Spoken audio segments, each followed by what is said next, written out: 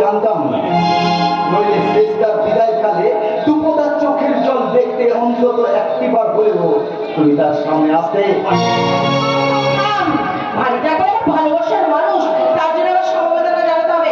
এই শোন, ওটাকে না আমি মানুষ বলে মনে করি না। একটা কথা বলতে পারো বৌদি, সেই অমানুষটা যদি না থাকতো, কে তোমাকে এই বাড়িতে স্ত্রীর মর্যাদা নিয়ে কে তোমাকে মাথায় পবিত্র দৃষ্টি পবিত্র পবিত্র ছিল? এই মেয়ে তো জবাব।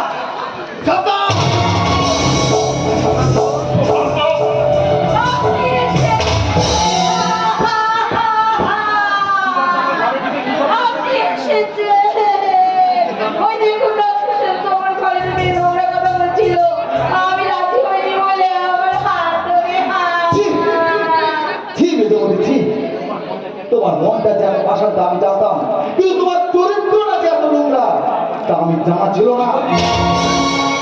গুরুজনকে দিয়ে সমালোচনা করা, গুরুজন যদি গুরুজনের মতো হয় তাকে আমি মাথায় উঁচু করে রাখবো, কিন্তু সে যদি ছোটদের ছোট হয়, নিজের চরিত্রটাকে মাটির সঙ্গে মেশায়, তাকে আমি পায়ের তলাতে টানতে পারবো।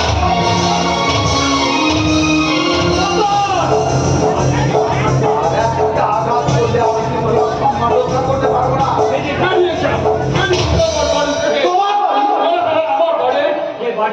যে বাড়ির প্রত্যেকে আমার রোজগারের পয়সায় বসে বসে খায়, সেই বাড়ি আমার, আমি সেই বাড়ির গার্জিয়ান।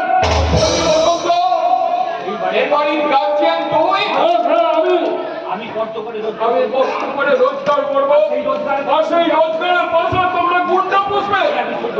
এই আমি কিছুতেই সহ্য করতে পারবো না।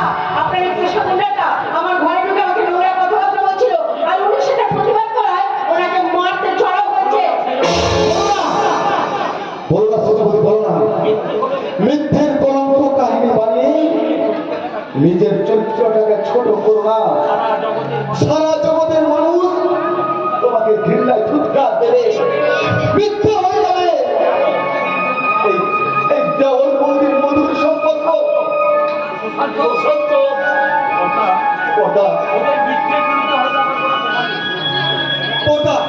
ওদের মৃত্যুর বিরুদ্ধে হয়তো আমার কোনো প্রমাণ নেই, কিন্তু আমি ভগবানকে কিন্তু ঈশ্বরকে সাক্ষী রেখে তোমার পাঁচে আমি শপথ করে বলছিলাম, আমি তোমার পাঁচে শপথ করছি, আমি কোনো অন্যায় করিনি। আমি চন্দ্র সূর্যের মতো নিষ্কলঙ্ক বটা, চন্দ্র সূর্যের মতো নিষ্কলঙ্ক।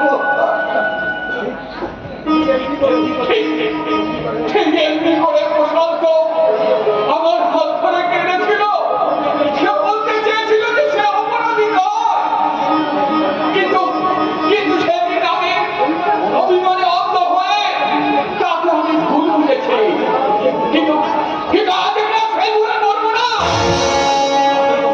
আজকে তোমার যতই সুশান্ত গায়ের কলঙ্কের কালি লেপনের চেষ্টা করো, তবু আমি বলবো আমার ভাই সুশান্ত অন্যায় করেনি, কোনো অন্যায় করতে পারে না। সেই বাড়িতে আমার আপনার অসম্মান হয়, সেই বাড়িতে আমি থাকবো না, কিছুতেই থাকবো না। কোথায় যাবে ও মা? আমার কাছে থাকবে। তোর কাছে? হ্যাঁ, আমার কাছে।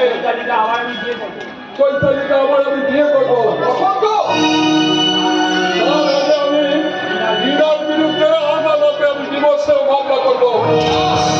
আদালতে যাওয়ার আর দরকার নেই, তুমি ডিভোর্স পেপার আনবে, আমি তাকে সই করে দেবো। স্বেচ্ছায় সই করে দেবে বাবা? স্বামী তো আর জানোয়ার নয় যে বেঁধে রাখবো।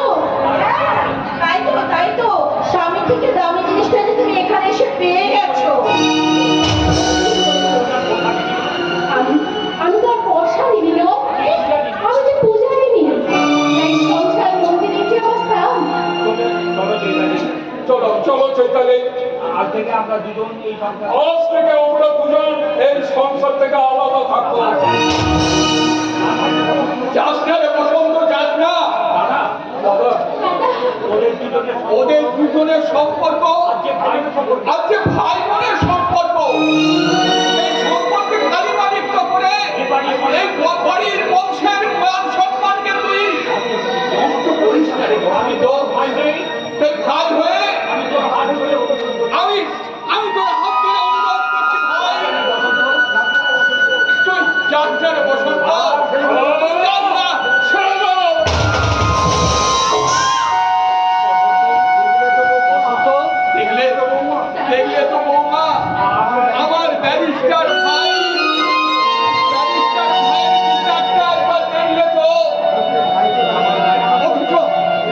অথচ এই ভাইকে মানুষ করতে আমি আমার জীবনের শেষ সন্তান দিয়ে দিয়েছিলাম। তাই থেকে পাড়া প্রতিবেশীরা আমাকে বিদ্যুৎ করে বলতো, ওরে হেমন্ত, ভাই কখনো আপন হয় না। যে ভাইয়ের জন্য তুমি এত কিছু করছো, সে ভাই কি ফিরে এসে তোমায় দেখবে? আমি তাদেরকে বলতাম, আমার পছন্দ আর পাঁচ ভাইয়ের মতো নয়। জোর করলে যেমন দুভাগ হয় না, আমাদের ভাইয়ের মধ্যে দুভাগ করা যাবে না। চলে এসো বসন্তদা, চলে এসো। চলে যা বসন্ত, চলে যা। আজ আর আমি তোকে আটকে রাখবো না।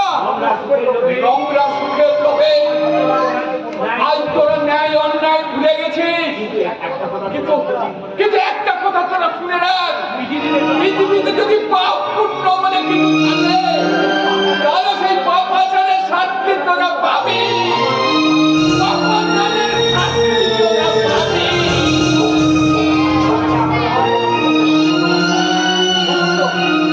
শোনো বাবা, আমার একটা কথা শুনে রাখো। এখন আইনত চৈতালির এক অংশ আর আমার এক অংশ, আর চৈতালি আর আমার দুজনের মিলিত অংশ বাদ রেখে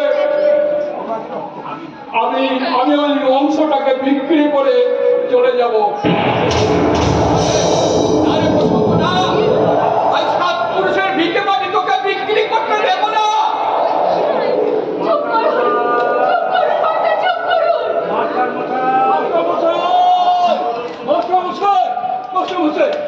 সর্বনাশ হয়ে গেছে। সর্বনাশ! কি হয়েছে?